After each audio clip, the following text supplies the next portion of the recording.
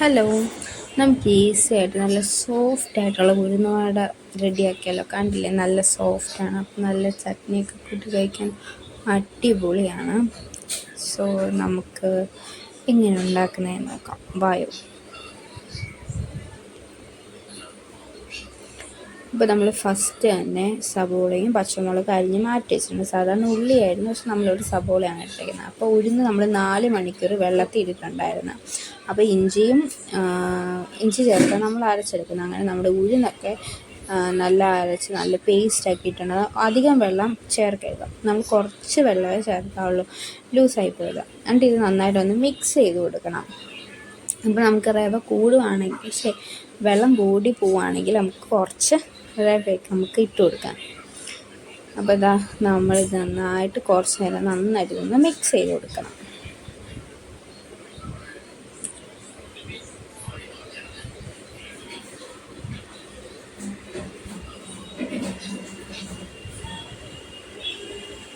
ഇനി നമുക്കിതിനകത്തോട്ട് നമുക്ക് ആവശ്യത്തിനുള്ള ഉപ്പിട്ട് കൊടുക്കാം.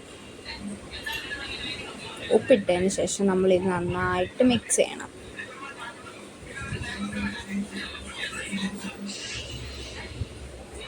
ഇത് നമ്മൾ നന്നായിട്ട് മിക്സ് ചെയ്യുന്നതോടെ നല്ല സോഫ്റ്റായിട്ട് കിട്ടും. ഇനി നമുക്കിതിനകത്തോട്ട് നേരത്തെ നമ്മൾ അരിഞ്ഞ് വെച്ച് സബോള ഇട്ട് കൊടുക്കാം.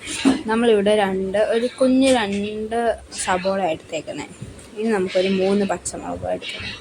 അപ്പോൾ നമുക്ക് ഇത്രയും ഇട്ട് നന്നായിട്ട് മിക്സ് ചെയ്തെടുക്കാം.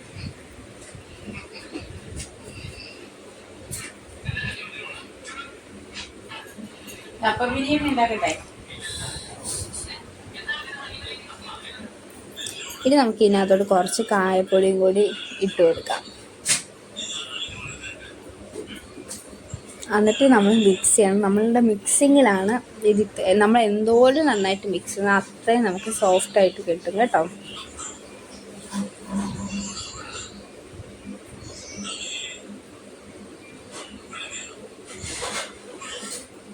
അപ്പോൾ ഇതാ നമ്മൾ മിക്സ് ചെയ്ത് കഴിഞ്ഞാൽ അപ്പോഴാണ് ഞങ്ങൾ കുരുമുളക് ഇടാത്ത കാര്യം ഓർത്തത്.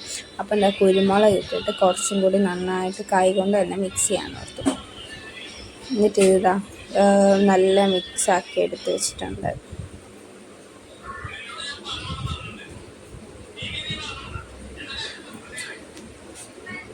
ഇനി നമുക്ക് അപ്പം തന്നെ നമുക്കിത് എണ്ണയിലിട്ട് ഫ്രൈ ചെയ്തെടുക്കാം. എണ്ണ നമ്മൾ നല്ല തിളച്ച എണ്ണയിലോട്ട് തന്നെ ഇട്ടെടുക്കണം. പിന്നെ നമ്മൾ കൈ ഒന്ന് വെള്ളത്തിൽ മുക്കിയിട്ടാണ് ഇങ്ങനെ ഷേപ്പാക്കുന്നത്.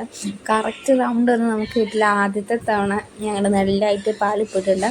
കറക്റ്റ് റൗണ്ടൊന്നും കിട്ടില്ല, എന്തൊക്കെയോ ഒരു ഷേപ്പായി പോയിട്ടുണ്ട്. എന്നാലും സാരമില്ല, നല്ല ടേസ്റ്റ് ഉണ്ടായിരുന്നു.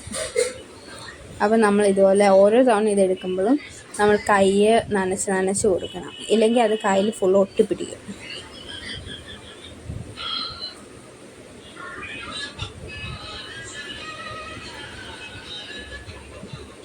അപ്പോൾ അതായത് നമ്മുടെ ഉഴുന്നോടെ ഇവിടെ റെഡി ആയിക്കൊണ്ടിരിക്കുകയാണ്.